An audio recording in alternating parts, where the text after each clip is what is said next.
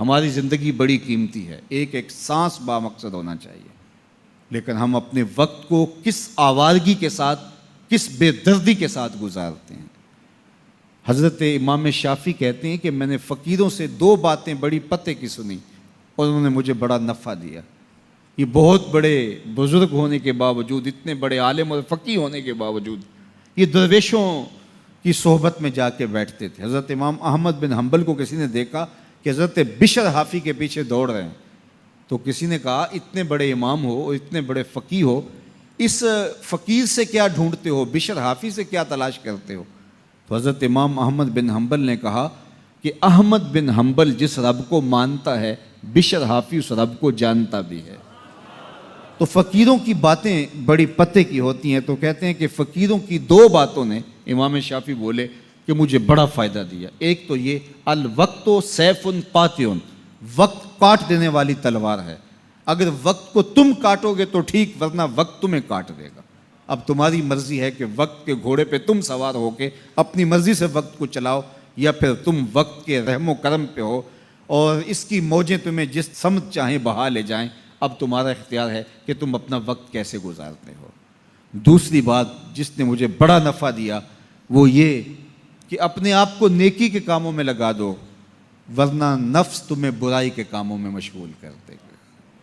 اپنے ارد گرد تانا بانا ایسا بن لو، اپنے حالات ایسے بنا لو، اپنی دوستی ایسی وضع کر لو کہ تم نیکی کے ماحول میں رہو، ورنہ شیطان برائی کے اندر مبتلا کرنے میں دیر نہیں کرے گا اور نفس تمہیں جو ہے وہ شر میں مبتلا کر دے گا۔ تو فرمایا کہ کسی شخص کے اسلام کا حسن یہ ہے کہ وہ بے مقصد کاموں کو چھوڑ دے۔ ہم تو بعض اوقات بیٹھتے ہیں تو گھنٹوں بے مقصد بیٹھے رہتے ہیں اور قیمتی سے قیمتی وقت ضائع کرتے ہیں۔ حضرت اویس کرنی رضی اللہ تعالیٰ عنہ کو حضرت عمر رضی اللہ تعالیٰ عنہ اور حضرت علی المرتضیٰ رضی اللہ تعالیٰ عنہ ملنے گئے، حضور کا سلام دیا، حضور کا پیغام دیا، اللہ اکبر۔ تو ویسے کرنی تو تڑپ گئے نا، چشمان سے آنسو ہیں اور بار بار پوچھتی ہیں میرے حضور کے لبوں پہ میرا نام کیسے آیا تھا۔ حضور نے کہا تھا نا کوئی اویس بن عامر کو ملے اور میرا سلام دے اور اس سے کہے کہ میری امت کی بخشش کی دعا کرے، اللہ اکبر۔ تو یہ ملنے گئے حضور کی وصیت اور حکم کے مطابق، حضور کا سلام دیا، تو یہ بار بار کہتے تھے حضور کے لبوں پہ میرا نام کیسے آیا، اللہ اکبر۔ تو جب یہ تڑپ دیکھی تو کہا اتنی محبت اور اتنا پیار تو حضور کو ملنے نہیں آئے، حضور کو دیکھنے نہیں آئے۔ تو حضرت اویس کرنی فرمانے لگے تم نے میرے حضور کو دیکھا ہے؟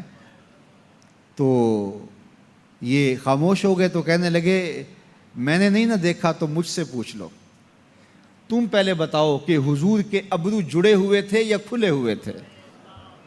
اللہ اکبر، تم نے تو حضور کو دیکھا ہے تو ذرا بتاؤ نا۔ پھر خود ہی فرمانے لگے جس نے نہیں دیکھا اس سے پوچھ لو۔ کہا کوئی قریب سے دیکھتا تو کھلے ہوئے نظر آتے، دور سے دیکھتا تو جڑے ہوئے نظر آتے۔